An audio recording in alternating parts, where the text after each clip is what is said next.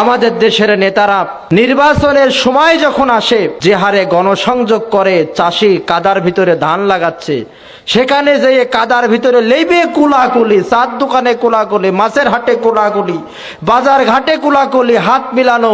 নির্বাচিত যখন হয়ে যায়, নেতা যখন হয়ে যায়, বাটি চালান দিয়ে ওই নেতারে আর খুঁজে পাওয়া যায় না। নেতা দরকার হযরত ওমর ফারুক রাদিয়াল্লাহু তাআলা আনহুর মতো ছদ্মবেশী শাসক দরকার, যে শাসক রাতের বেলায় ছদ্মবেশ নিয়ে রাতের বেলায় ঘুরে ঘুরে দেখবেন আমার পূজারা কিভাবে দিন কাটাচ্ছে, কিভাবে রাত কাটাচ্ছে।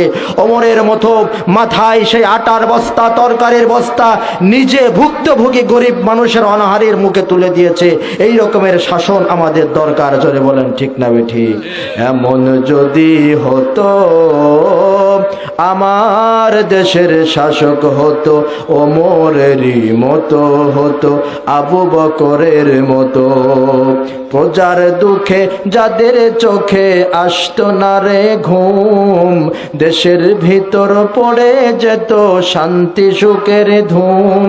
গরিব দুঃখী ভোকা নাঙা নাহি পাওয়া যেত, যদি আমার দেশের শাসক হতো ওমরেরই মতো, হতো আবু বকরের মতো।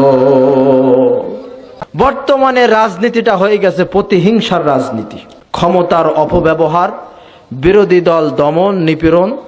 এক সময় আমরা মাজলুম ছিলাম বলে সীমালঙ্ঘন করে আমরা যদি জালিম হই, আমাদের পতনও অনিবার্য।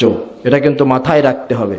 এক সময় মাজলুম ছিলাম বলে বর্তমানে যদি আমরা সীমালঙ্ঘন করে জালিম হয়ে যাই, আমাদেরও পতন অনিবার্য। কারণ ইন্নাল্লাহা লা ইউহিব্বুজ জালিমিন, আল্লাহ তাআলা কোনো অত্যাচারী জালিম ব্যক্তিকে কিন্তু পছন্দ করেন না।